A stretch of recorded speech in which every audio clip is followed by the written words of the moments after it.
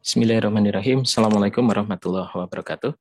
Alhamdulillah, kita bisa bertemu kembali di perkuliahan sistem penyediaan air minum, di mana topik kita kali ini adalah perencanaan sistem distribusi air minum, di mana kita akan mencoba untuk memanfaatkan model sistem distribusi air minum atau aplikasi software dari sistem distribusi air minum.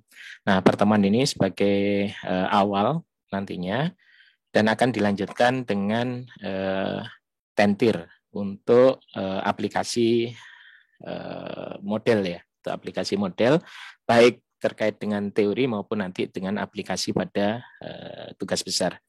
Jadi sebagaimana yang sudah dilaksanakan bahwa pada saat kita menggunakan perhitungan secara manual, ya manual di sini artinya kita menggunakan tanpa bantuan software seperti itu, maka ada beberapa kesulitan baik pada saat kita menyelesaikan persamaan-persamaan pada Hardy-Cross ya, model Hardy-Cross, ataupun juga pada pemodelan dengan loop yang kemudian sistemnya mulai kompleks seperti itu ya, karena perhitungan harus dilakukan secara berulang ya, meskipun bisa dibantu dengan program Excel, tetapi Excel dia harus menyesuaikan dengan kondisi, artinya tidak bisa untuk kemudian segera dimasukkan dan kemudian di running seperti itu ya pada beberapa kondisi. Dan juga yang kedua, di Excel ada banyak keterbatasan terkait dengan masalah aksesoris pipa dan kemudian bagaimana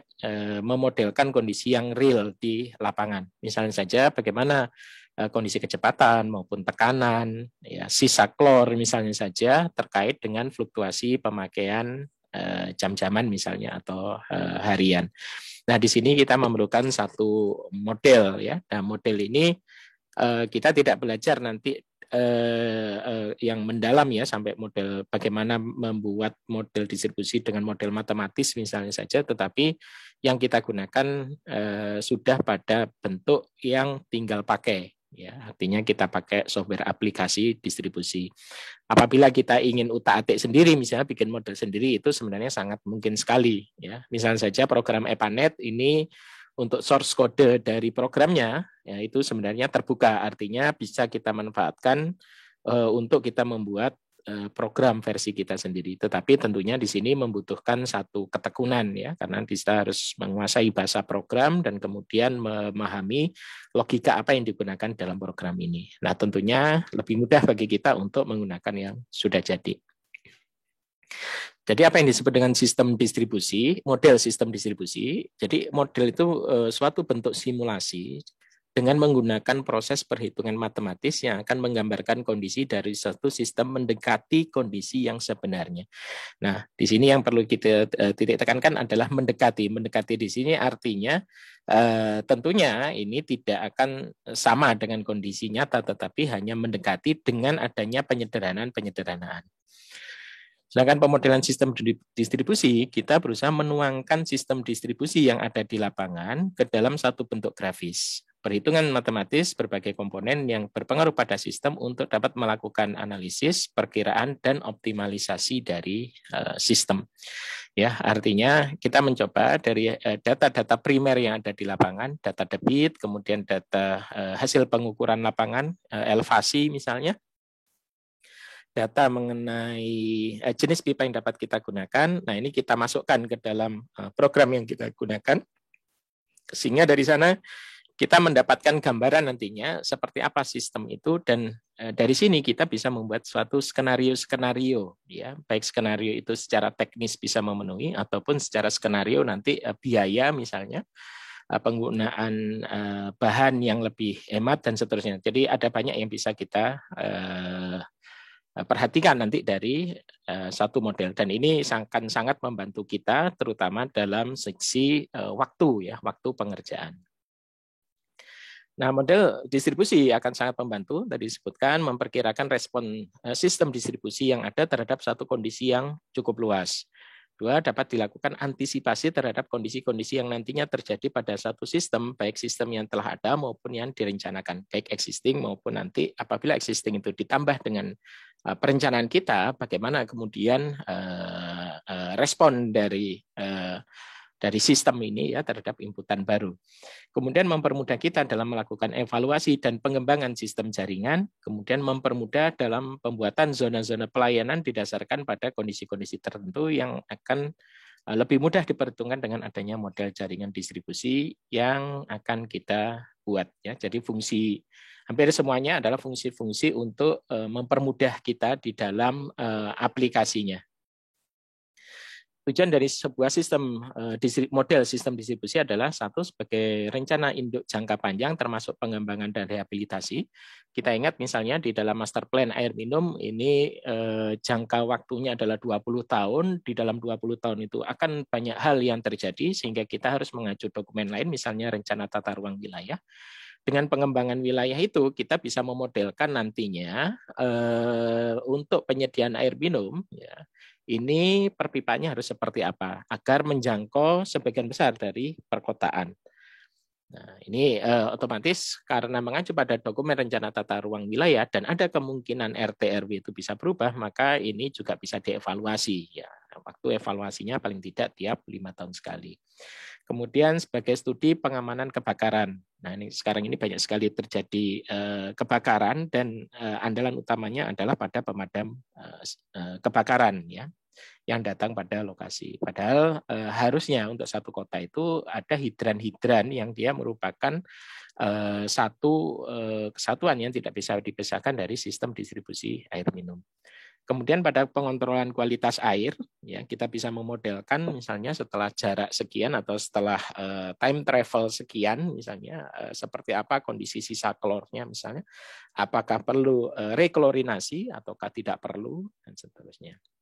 Kemudian manajemen energi ya pada pemompaan misalnya, apakah perlu nanti elevated reservoir ataukah cukup nanti dipompa secara langsung, apakah perlu booster pump dan seterusnya. Kemudian untuk desain sistem distribusi ya terkait dengan yang pertama tadi. Kemudian membantu dalam operasional sistem distribusi termasuk untuk training operator, membantu mempercepat proses perbaikan. Nah, dengan perkembangan yang ada sekarang menggunakan SCADA misalnya sistem telemetri ya untuk mengetahui kondisi real sistem, maka dapat diketahui misalnya terjadi penurunan tekanan yang cukup drastis, ada kemungkinan di situ terjadi kebocoran misalnya. Diketahui secara real time sehingga untuk penanganannya juga menjadi lebih cepat.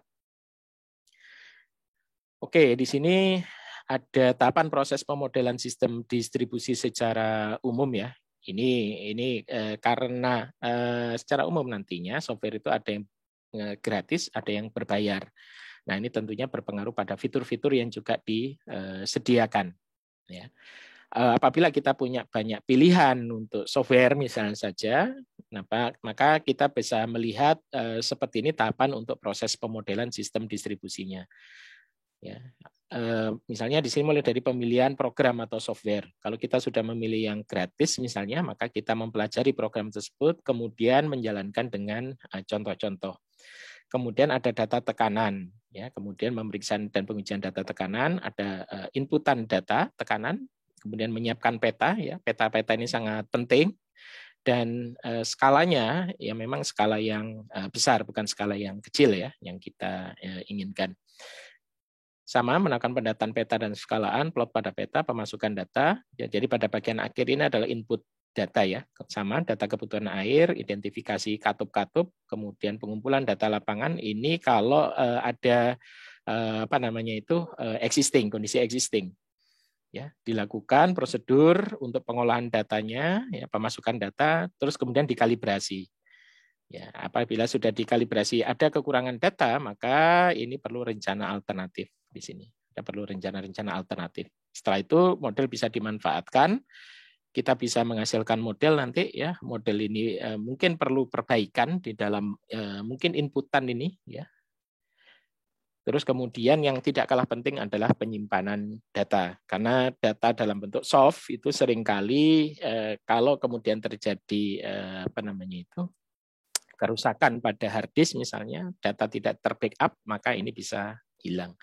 Ya, jadi intinya adalah ada tahapan identifikasi kebutuhan, kalibrasi model, pemanfaatan model, dan kemudian di sini sistem administrasi dari model. Oke, kira-kira seperti ini ya. Kalau kita modelkan ada reservoir, di mana reservoir ini nanti terkait dengan tekanan pompa atau ketinggian reservoir kalau kita pakai reservoir yang sifatnya elevated reservoir gitu, ya, atau reservoir yang ada di muka tanah. Kemudian ada node, ya, node yang bulat-bulat ini adalah node, ya. Kemudian ada tapping yang warna hijau ini, mungkin tidak begitu kelihatan ya. Warna hijau ini adalah tapping. Kemudian ada atribut pada node dan pada pipa, ya. Jadi kalau pada pipa misalnya atributnya adalah panjang, diameter, nilai kekasaran dari pipa. Sementara kalau pada tapping ini ada debit dan juga elevasi. Ya, kira-kira seperti ini. Ya. Kemudian arah aliran ini nanti kemungkinan digenerated oleh software, ya, oleh software. Oke, tadi jadi komponen model pada jaringan pipa distribusi antara lain berupa data gambar, representasi model, reservoir, tank atau storage tank, ya, ada junction dan sambungan, ya, kemudian ada pipa, pompa, valve, pengontrolan, ya, perintah pengontrolan, ada simulasi, ada pengelompokan tapping, ya, dan perbaikan pada model. Oke, ini data gambar, komponen data yang sangat penting untuk membentuk satu jaringan distribusi, mempermudah dalam memahami pola jaringan sistem distribusi yang akan dibuat modelnya. Jadi, peta untuk jaringan distribusi, ya, yang direncanakan itu sifatnya adalah wajib. Kalau sifatnya adalah detail engineering design, maka harus dilakukan pengukuran langsung ke lapangan. Ya, dengan pengukuran langsung ke lapangan. Sementara kalau untuk perencanaan yang sifatnya lebih global, barangkali dapat digunakan peta-peta existing. Nah, hanya saja nanti perlu untuk dilihat kapan peta itu dibuat misalnya saja, dari mana sumber peta itu dan seterusnya. Ini yang kemudian akan berpengaruh. Nah, beberapa jenis data gambar yang dipakai antara lain adalah peta topografi, misalnya RBI, ya, Rupa Bumi Indonesia, walaupun itu sangat kecil sekali ya skalanya. Ada as-built drawing, ada peta gambar digital, data sistem informasi geografis melalui INA portal misalnya, ya, BIG. Nah, itu data-data yang dapat kita akses ya di dalam perencanaan kita. Nah, data pada gambar nantinya dapat kita buat terlebih dahulu hal-hal yang memuat sebagai berikut. Yang pertama, jalur pipa, model sambungan, material pipa, diameter pipa, dan lain-lain. Kemudian lokasi beberapa elemen sistem seperti reservoir, tangki, maupun valve. Nah, ini memang sebaiknya dilakukan dengan dibantu observasi lapangan, sehingga kita mengetahui misalnya di mana akan diletakkan reservoir, tangki, ataupun valve ini. Kemudian data kontur tekanan daerah layanan, ya. Kemudian elevasi tiap-tiap node, ya, ini sebaiknya memang melakukan pengukuran langsung. Kemudian catatan-catatan lain yang berhubungan dengan sistem seperti karakteristik aliran air yang masuk dalam tangki storage, ya, fluktuasi air masuk dan keluar. Informasi dasar seperti lokasi jalan, nama jalan, zona perencanaan, sungai, dan lain-lain. Nah, ini penting nanti untuk aksesoris. Misalnya, kita tidak akan meletakkan pipa induk kalau kemudian jalan itu berupa gang misalnya. Ya, kalau bisa dihindari yang seperti itu. Kita meletakkan pipa induk tentunya pada jalan-jalan utama. Ya, walaupun nanti lewat gang itu lebih potong jalan, lebih hemat, tetapi nanti risiko untuk gangguannya akan menjadi lebih besar. Kemudian juga ada beberapa fasilitas yang lain, ya, ada beberapa fasilitas yang lain yang kemudian menjadi penting untuk diketahui. Misalnya saja batas pagar misalnya, ya, kalau terkait dengan penggalian misalnya berapa jarak pagar dari jalan misalnya, dan berapa bagian dari jalan yang bisa kita manfaatkan untuk perpipaan kita. Oke.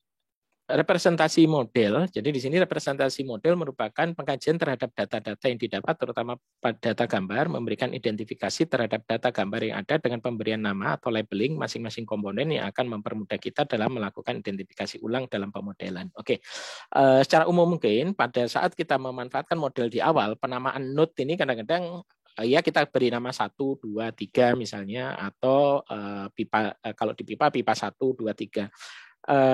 Kalau kemudian sistemnya belum sistem yang kompleks, ya, node-nya tidak banyak, pipanya juga tidak banyak, ini mungkin tidak akan menimbulkan kebingungan. Tetapi nanti kalau sistem ini sudah berkembang dan semakin kompleks, maka penamaan ini juga harus menambah mengandung beberapa informasi terkait dengan titik tersebut. Ya. Misalnya adanya nomor WIS distrik, kemudian nomor node-nya, ya, ada nomor subzonanya, simbol node-nya, ya, kemudian nomor subzona dan seterusnya. Jadi dari sini bisa diketahui ini pada WIS distrik berapa misalnya, subzona berapa, ya, nomor node-nya berapa. Ya, ini tentunya nanti kalau sistem itu sudah semakin kompleks. Ya. Kemudian dua terkait dengan reservoir. Dalam satu pemodelan sistem distribusi, reservoir berfungsi node batas untuk kontrol awal gradien hidrolisis satu sistem distribusi, di mana gradien hidrolisis dapat ditentukan dengan nilai konstan. Ya. Kemudian dalam pemodelan reservoir ini dapat berupa sumber air, clear well, IPAM, dapat juga berupa pipa suplai. Jika dalam pemodelan tersebut sistem mendapatkan air dari suplai pipa utama, meskipun dalam kondisi benar di lapangan tidak ada reservoir.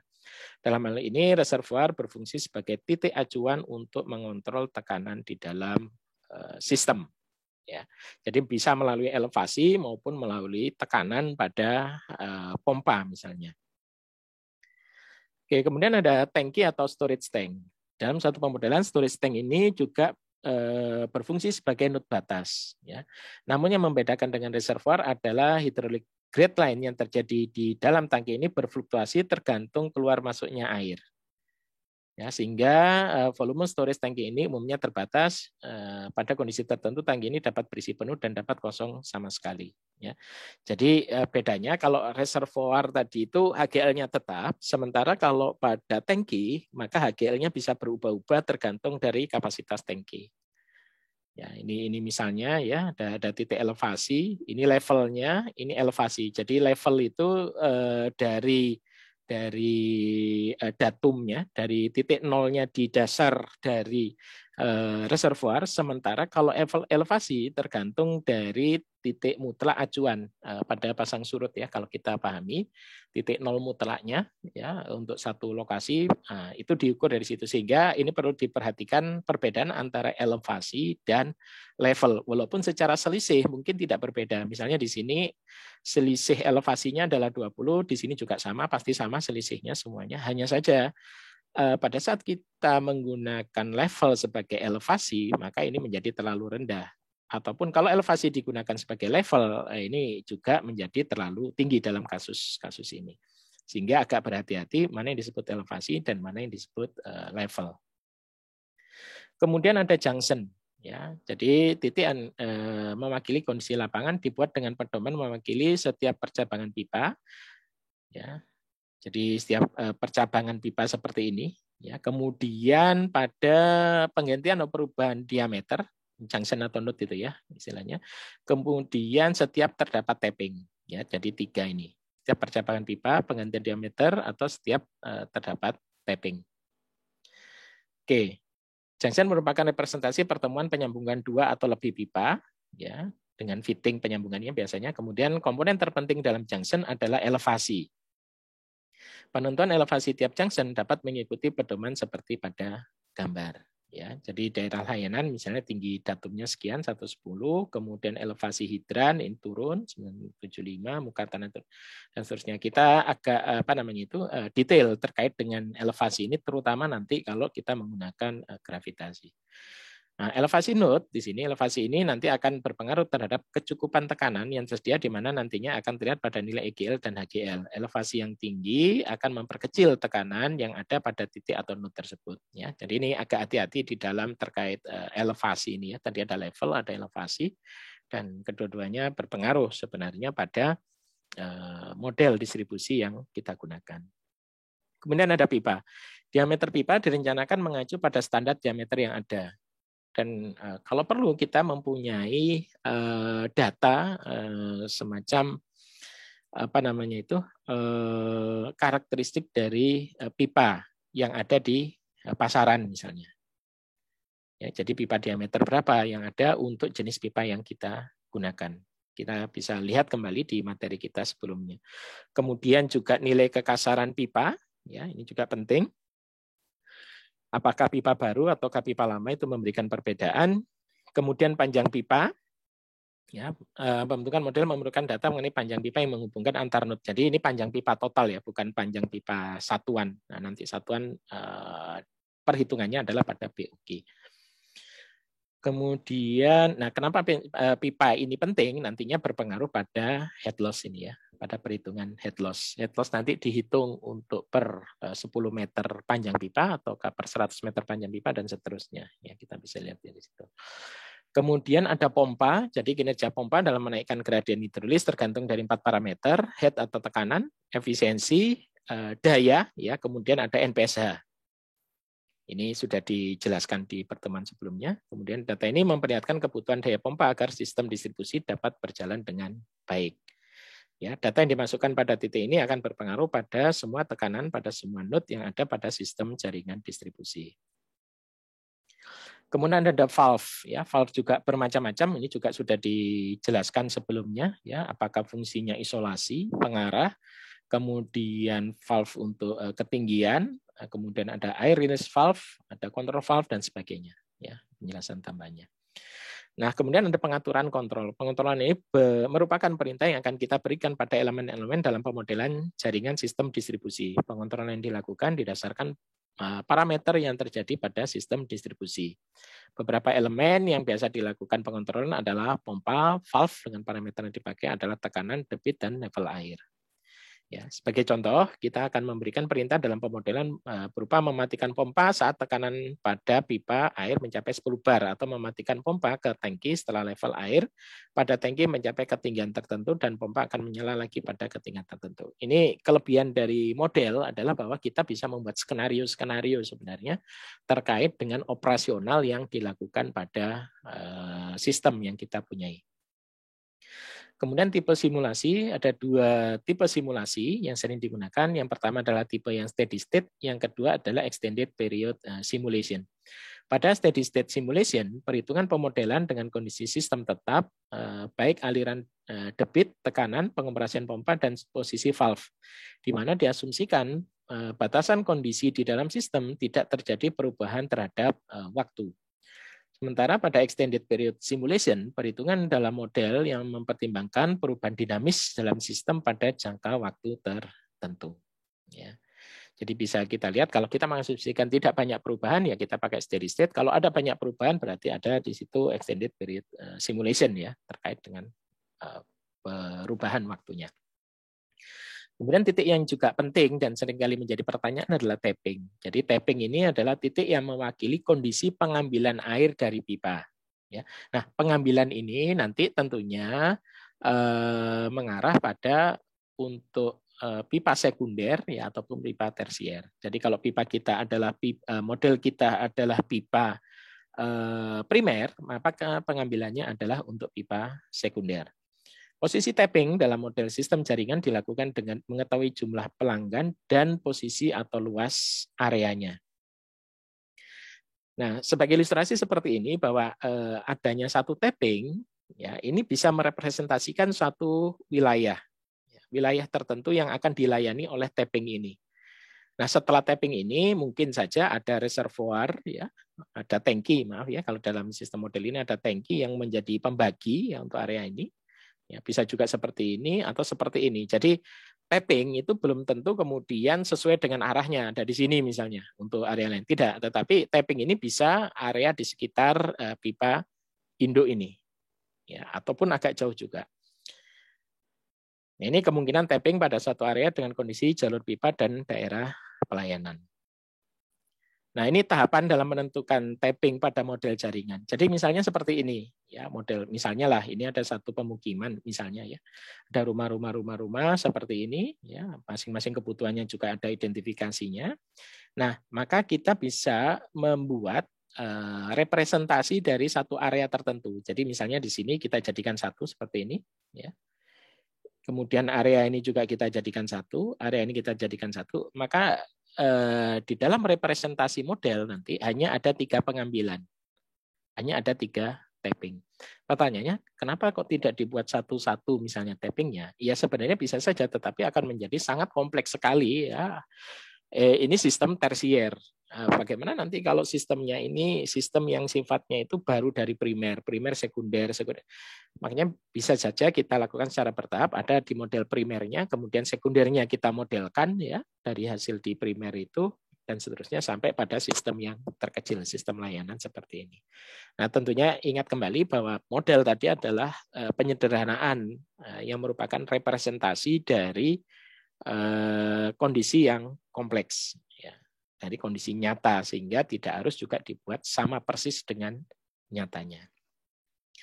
Oke, di sini ada keterbatasan model. Dalam membuat model sistem existing umumnya terdapat beberapa kendala, antara lain kehilangan tekanan minor seperti belokan, percabangan, sambungan, dan lain-lain. Dalam hal simulasi umumnya tidak diperhitungkan dengan detail.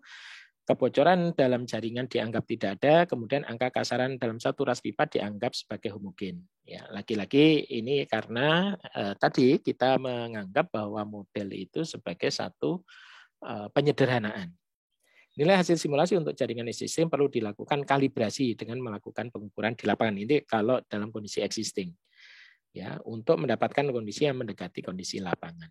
Tapi kalau belum ada, ya otomatis kalibrasi ini belum bisa kita lakukan. Kemudian penyimpanan hasil simulasi yang terjadi dalam model jaringan terhadap kondisi lapangan mungkin disebabkan hal-hal sebagai berikut ya. Jadi ada kemungkinan penyimpangan ya dari model. Pertama, katup-katup yang tidak diketahui tertutup atau sebagian tertutup, status katup yang tidak benar, mengecilnya diameter pipa karena pergerakan, sambungan-sambungan silang, faktor-faktor gesekan, dan tingkat kebocoran tinggi.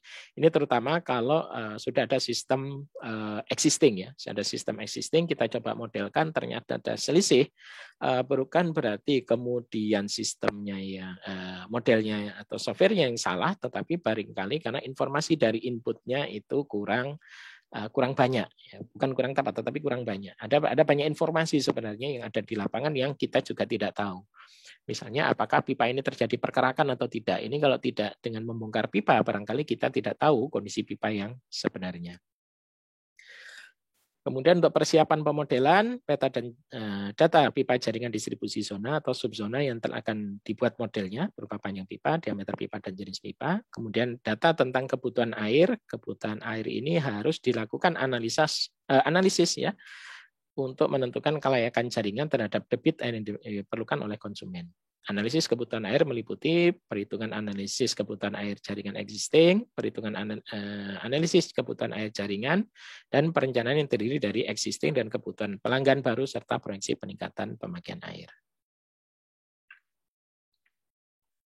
Kemudian menentukan batasan-batasan hidrolis yang akan menjadi batasan dalam analisis kita. Misalnya, head loss maksimal yang diizinkan 10 meter untuk tiap 1000 meter panjang pipa misalnya.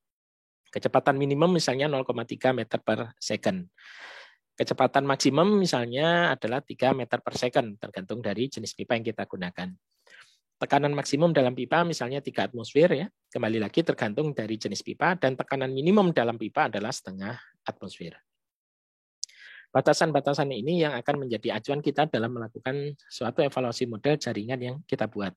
Adapun batasan-batasan yang kita buat tersebut harus sesuai dengan kriteria-kriteria yang ada, misalnya dari batasan karakteristik pipa dan lain-lain.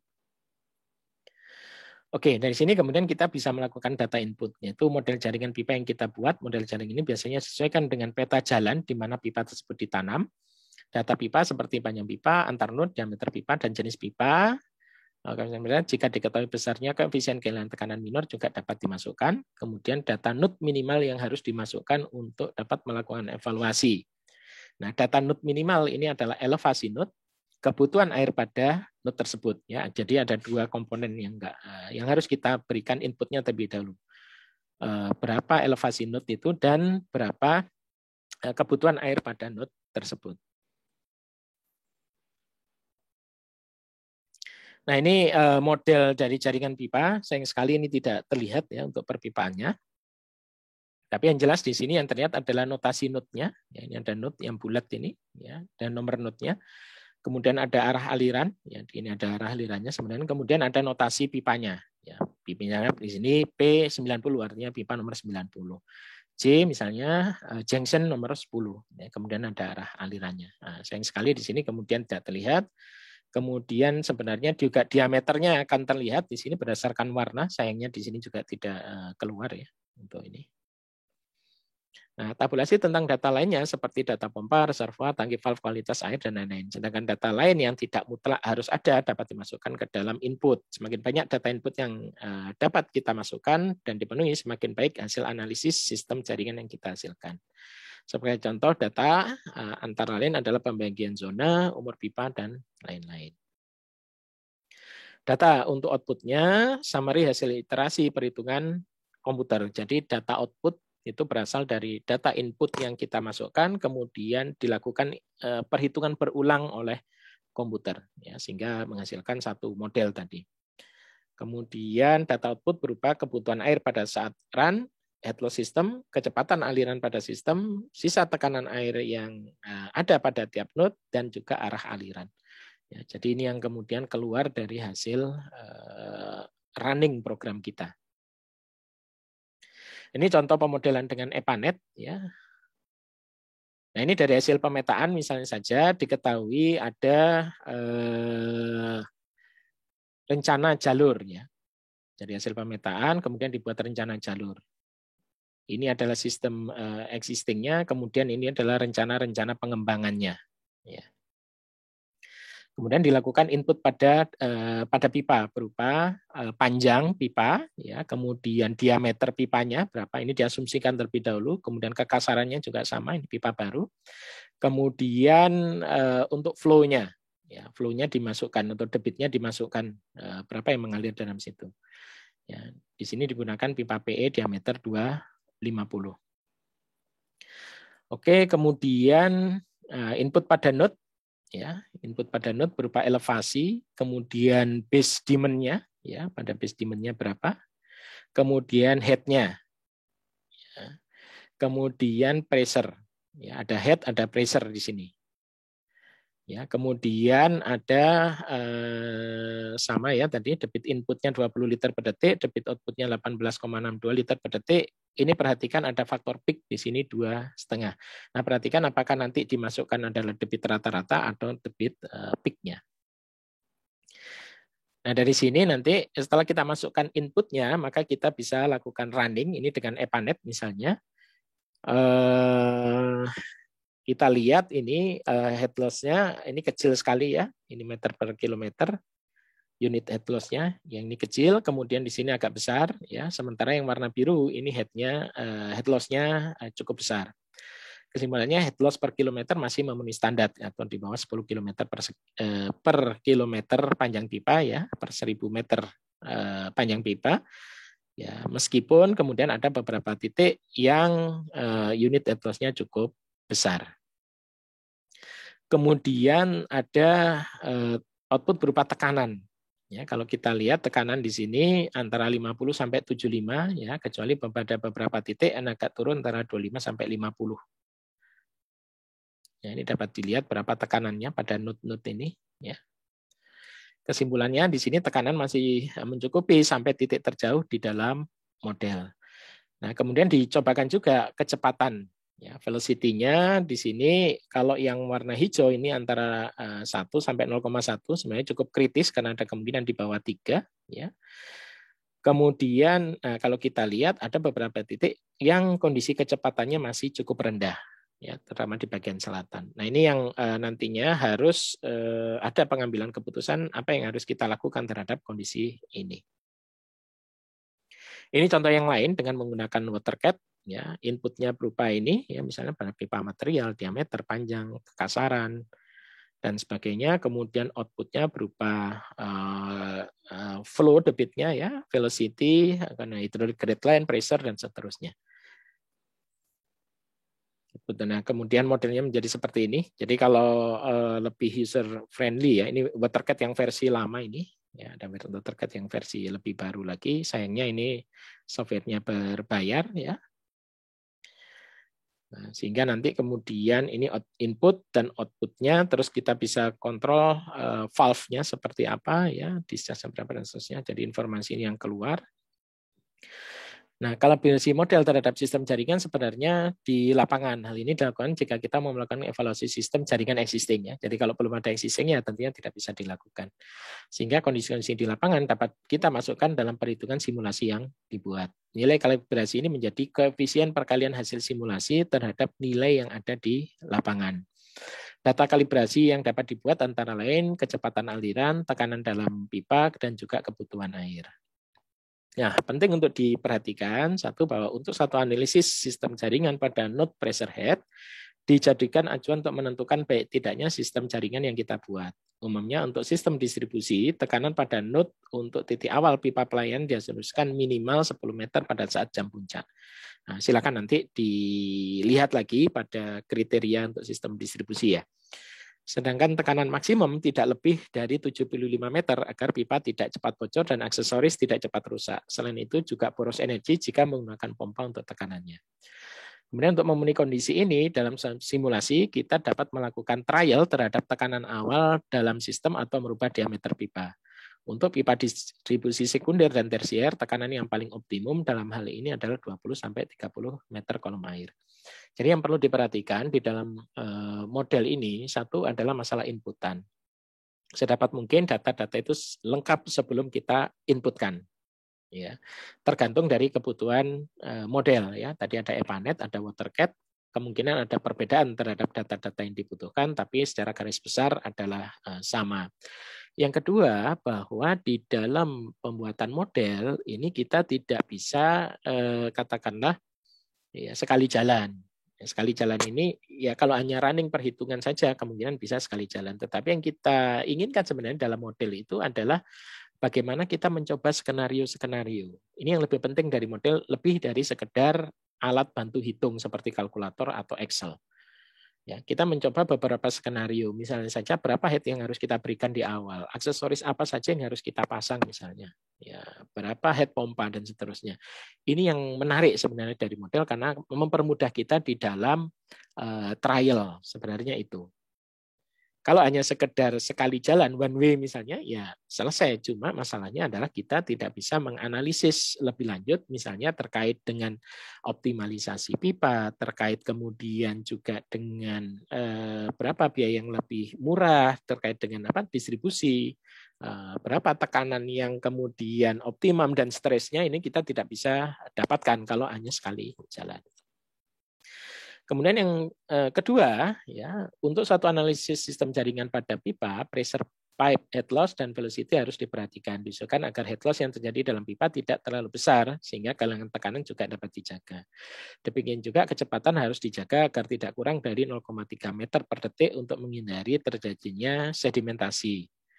Ya, dan tidak lebih dari 3 meter per second agar tidak scoring atau tergerus pada pipanya. Nah, lagi-lagi di sini harus dilakukan trial ya terhadap diameter pipa. Jadi intinya beberapa yang dapat kita trial atau kita uji coba ya kita uji coba pada pipa itu. Ya, intinya jangan malas-malas kemudian untuk menggunakan software ini untuk mengeksplorasi software ini. Ya. Sebagai alat bantu kita di dalam pemodelan satu jaringan. Oke, ini sebagai pengantar, nanti untuk aplikasi tentunya ada Tentir, ya, saudara dibantu oleh Tentor yang sudah siap untuk membantu saudara di dalam penggunaan software. Harapan saya adalah saudara dapat menguasai software ini sebagai salah satu keunggulan saudara, ya, karena tidak banyak kemungkinan orang yang menguasai software ini. Demikian yang dapat saya sampaikan pada pertemuan kali ini. Semoga bermanfaat. Ya, alhamdulillahirabbil alamin. Assalamualaikum warahmatullahi wabarakatuh.